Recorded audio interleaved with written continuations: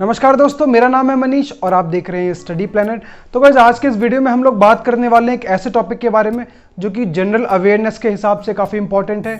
और इस टॉपिक का नाम है India's claim over the permanent membership in UNSC. मतलब भारत जो है यूनाइटेड नेशंस का सबसे स्ट्रॉन्ग ऑर्गन का नाम है सिक्योरिटी काउंसिल। और इस सिक्योरिटी काउंसिल के अंदर टोटल 15 मेंबर्स हैं, 10 नॉन परमानेंट मेंबर्स हैं और 5 परमानेंट मेंबर्स हैं। उन 5 परमानेंट मेंबर्स के पास वीटो पावर है। और भारत का क्या दावा रहता है? भारत हर बार कोशिश करता है इस वीटो पावर को गेन करने की, यूनाइटेड नेशन सिक्योरिटी काउंसिल के अंदर परमानेंट मेंबर बनने की। तो क्या प्रॉब्लम्स होती हैं, क्या लिमिटेशंस होती हैं बार बार जो भारत को वीटो पावर बनने से रोक देती हैं? तो ये सारी बातें हम लोग डिस्कस करने वाले हैं इस वीडियो के अंदर। तो आइए शुरू करते हैं। सबसे पहले बात करते हैं कि वीटो पावर होती क्या है। एक्चुअली यूनाइटेड नेशंस का सबसे पावरफुल ऑर्गन है सिक्योरिटी काउंसिल और इसके अंदर 5 मेंबर्स ऐसे होते हैं जो परमानेंट मेंबर्स हैं और उन परमानेंट मेंबर्स के पास वीटो पावर होती है। अभी वीटो पावर समझिए सबसे पहले आप। एक्चुअली यूनाइटेड नेशंस के जितने भी मेंबर्स होते हैं उन सभी के पास एक एक वोट होता है।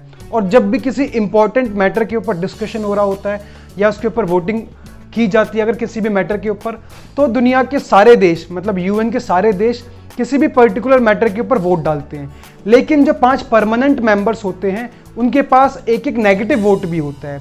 सपोज कीजिए कि अगर किसी भी इंपॉर्टेंट मैटर के ऊपर वोटिंग हो रही है और यूएन के सारे मेंबर्स उस पर्टिकुलर मैटर के ऊपर यस के फेवर में वोट देते हैं और सिर्फ एक मेंबर, 5 में से सिर्फ एक मेंबर अपने उस नेगेटिव वोट का यूज कर लेता है, तो वो नेगेटिव वोट किसी भी इंपॉर्टेंट फैसले को उसी वक्त रोक सकता है। तो आप इसी से समझ सकते हो the power of negative vote is called the veto power. अब मैं आपको बताता हूं कि वो 5 कौन कौन से मेंबर्स हैं जिनके पास वीटो पावर है। सबसे पहले America, Britain, France, Russia and China. ये 5 मेंबर्स हैं जो कि परमानेंट मेंबर्स हैं, या हम समझ सकते हैं इनके पास वीटो पावर है। इंडिया भी हमेशा इसी रेस में रहता है कि भारत को कैसे जल्दी से जल्दी इस परमानेंट मेंबरशिप में जगह मिलनी चाहिए। तो सबसे पहले आपको बताता हूं कि परमानेंट मेंबर बनने के लिए या फिर वीटो पावर को एक्वायर करने के लिए कुछ सर्टेन क्राइटेरियाज हैं। कुछ क्राइटेरियाज ऐसे हैं जिनको किसी भी देश को पूरा करना होता है। तो हम उन्हीं क्राइटेरियाज की बात करते हैं और साथ साथ इंडिया का क्लेम भी हम लोग डिस्कशन करेंगे कि भारत उन क्राइटेरियाज को किस हद तक फुलफिल कर पाता है। तो सबसे पहला क्राइटेरिया है अ मेजर इकोनॉमिक पावर। तो अगर इकोनॉमिक पावर की बात की जाए, इंडिया आफ्टर द 1990s जब से भारत के अंदर ग्लोबलाइजेशन आया है तब से भारत की इकोनॉमी काफ़ी तेज़ी से आगे बढ़ी है और अब तो इंडिया की इकोनॉमी दुनिया की इमर्जिंग कंट्रीज़ में इंडिया का नाम आता है।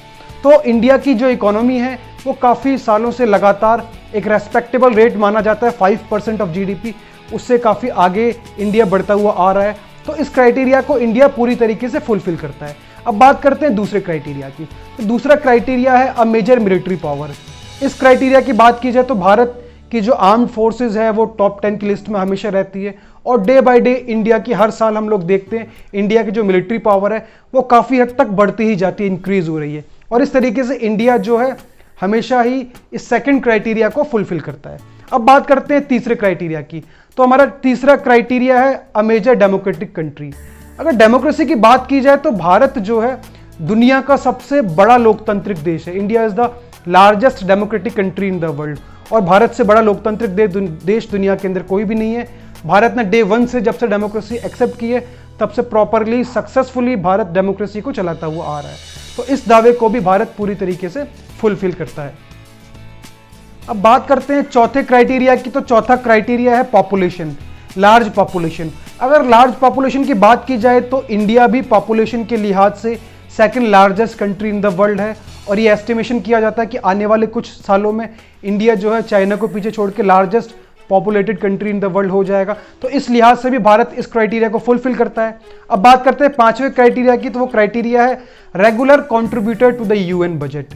इसका मतलब यूएन को चलाने के लिए जो बजट होता है, जो पैसा होता है, उसमें सब लोग कंट्रीब्यूट करते हैं। तो इंडिया जो है हमेशा ही यूएन बजट के अंदर रेगुलरली कंट्रीब्यूट करता हुआ आया है।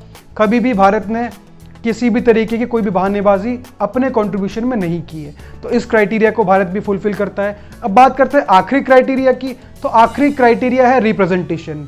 अगर रिप्रेजेंटेशन की बात की जाए तो इंडिया के अंदर शायद इंडिया दुनिया का सबसे ज़्यादा डाइवर्सिफाई कंट्री है। भारत के अंदर सबसे ज़्यादा डाइवर्सिटीज़ आपको मिलेंगी। बहुत पुराना कल्चर है भारत का और दुनिया भर की वेरिएशंस भी हैं भारत के अंदर। और बात की जाए रिप्रेजेंटेशन की, तो दुनिया का अगर रिप्रेजेंटेशन की बात की जाए तो पूरे साउथ एशिया कॉन्टिनेंट के अंदर भारत एक सबसे बड़ी पावर है जो कि पूरे साउथ एशिया कॉन्टिनेंट को रिप्रेजेंट करने के लिए काफ़ी है। तो ये 6 क्राइटेरियाज हैं और हमने डिस्कस किया कि कैसे इन सभी क्राइटेरियाज को इंडिया फुलफिल करता है। तो हम आगे बात करते हैं कि ऐसे कौन सी प्रॉब्लम्स हैं जो बार बार इंडिया को परमानेंट मेंबर बनने से रोक लेती हैं। तो भारत की लिमिटेशंस बताने से पहले एक चीज़ मैं आपको और इंटरेस्टिंग बताता हूं जो कि भारत की मेंबरशिप को, भारत के क्लेम को और ज़्यादा मजबूत बनाता है। भारत इससे पहले ऑलरेडी 7 बार यूनाइटेड नेशन सिक्योरिटी काउंसिल का नॉन परमानेंट मेंबर भी रह चुका है। सबसे पहले 1950 के अंदर, फिर 1967, 1972, 1977, 1984, 1991 और फाइनली 2000 और 2011 और 12 का जो साल था उसमें भी भारत को जो है नॉन परमानेंट मेंबर के अंदर जगह मिली। तो भारत को 7 बार नॉन परमानेंट मेंबर बनने का एक्सपीरियंस भी है सिक्योरिटी काउंसिल का। उसके बाद भी भारत का जो क्लेम है वो बार बार पीछे छूट जाता है। उसके कुछ रीजंस है वो मैं आपको बताता हूँ। सबसे पहला रीजन है India's troubled relation with their neighbours. Bharat के अपने पड़ोसी देशों के साथ अक्सर संबंध खराब हो जाते हैं। एग्जाम्पल के तौर पर भारत और पाकिस्तान के बीच बहुत बार वॉर हो चुकी है, लड़ाइयाँ हो चुकी हैं। और इसके अलावा सबसे एक बड़ा मेंबर है एशिया का चाइना, उसके साथ भी भारत की वॉर हो चुकी है। और ना सिर्फ 1962 की वॉर बल्कि अब भी कुछ रिसेंट ईयर्स में भी इंडिया और चाइना का डिस्प्यूट्स, बॉर्डर डिस्प्यूट्स कई बार देखने को मिल जाता है। तो ये जो भारत के जो पड़ोसी देशों के साथ अपने संबंध खराब हैं, ये काफ़ी हद तक भारत की इमेज के ऊपर एक ड्रॉबैक लगा के रखते हैं, एक लिमिटेशन लगा के रखते हैं दुनिया के अंदर। और जब भी बात आती है यूनाइटेड नेशन का परमानेंट मेंबर बनने की तो ये भारत की इमेज के ऊपर एक नेगेटिव इंपैक्ट जरूर डालते हैं। इसके अलावा दूसरे पॉइंट की अगर लिमिटेशन की बात की जाए, अगर भारत इन सारे क्राइटेरियाज को फुलफिल करता है तो भारत की तरह कुछ और भी दुनिया के अंदर इमर्जिंग कंट्रीज हैं, वो भी इन सभी क्राइटेरियाज को फुलफिल करती हैं। जैसे हम बात करें Germany, Italy, Japan, south Africa, Brazil, ये कुछ ऐसे देश हैं जो भारत की तरह ही सारे क्राइटेरियाज को फुलफिल करते हैं। तो सवाल यहाँ भी कंट्रोवर्शियल सवाल उठ जाता है कि अगर भारत परमानेंट मेंबर बनता है तो सिर्फ भारत ही क्यों, बाकी देश क्यों नहीं। तो ये भी एक काफ़ी कंट्रोवर्शियल इशू है जो बार बार भारत की मेंबरशिप को लिमिट कर देता है। अब बात करते हैं तीसरे और सबसे इंपॉर्टेंट पॉइंट की। सबसे इंपॉर्टेंट लिमिटेशन है भारत के ऊपर चाइना। जब भी भारत का नाम आता है परमानेंट मेंबर बनने के लिए, हालांकि दुनिया के बहुत सारे देश भारत का समर्थन करते हैं, भारत को सपोर्ट करते हैं परमानेंट मेंबर बनने के लिए, लेकिन जब भी भारत का नाम स्ट्रांगली रखा जाता है यूएन के अंदर परमानेंट मेंबर बनाने के लिए, वीटो पावर को गेन करने के लिए, ऐसे टाइम पर चाइना बार बार अपनी नेगेटिव पावर, मतलब चाइना अपनी वीटो पावर का यूज कर लेता है और भारत के प्रपोजल को, भारत के दावे को साइड कर देता है। तो ये भी सबसे बड़ा और सबसे इंपॉर्टेंट लिमिटेशन है। हालांकि इसके अपोजिट इंटरेस्टिंग बात ये भी है, जब चाइना की बारी आई थी परमानेंट मेंबर बनने के लिए तो भारत ने पूरी तरीके से चाइना को सपोर्ट किया था, लेकिन जब भारत की बारी आती है परमानेंट मेंबर बनने के लिए, वीटो पावर बनने के लिए, तो चाइना बार बार अपनी वीटो पावर का यूज़ करके भारत को साइडलाइन कर देता है। तो ये कुछ इंपॉर्टेंट लिमिटेशंस थी जो बार बार भारत की परमानेंट मेंबरशिप का जो क्लेम होता है उसको कमज़ोर कर देती है। तो ये मैंने आपको पूरा वीटो पावर का कंसेप्ट समझाया कि वीटो पावर होती क्या है और इसका मेंबर बनने के लिए क्या क्या क्राइटेरियाज होते हैं और भारत कैसे सारे क्राइटेरियाज को फुलफिल करने के बाद भी इसका मेंबर नहीं बन पाता है। तो आई होप आपको वीडियो इन्फॉर्मेटिव लगी हो। इसके अलावा अगर आप लोग चाहते हैं कि किसी पर्टिकुलर टॉपिक के ऊपर मैं वीडियो बनाऊं तो आप इसको कमेंट बॉक्स में ज़रूर डाल सकते हैं। अगर आपको वीडियो इन्फॉर्मेटिव लगी हो तो आप इसको ज़्यादा से ज़्यादा शेयर कीजिए और चैनल को सब्सक्राइब कीजिए। Thank you so much for watching.